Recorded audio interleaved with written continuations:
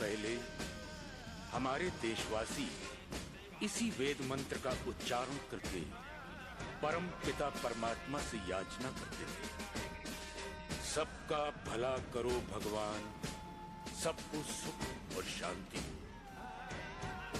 और 500 वर्ष पहले भक्ति मार्ग के दर्शक गुरु नानक देव ने इसी बात को सरल भाषा में दोहराया।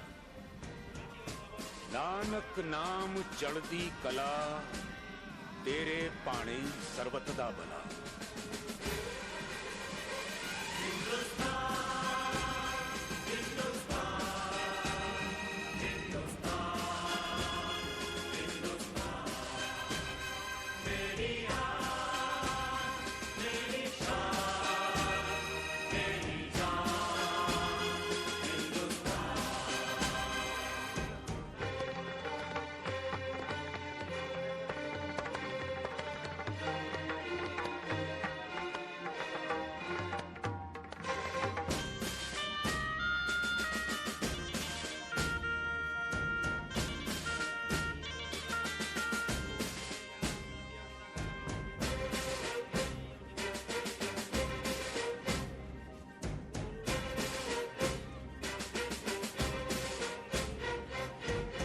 परंतु सबके लिए सुख और शांति मांगने वाले हिंदुस्तानी क्या खुद शांति से रह सके?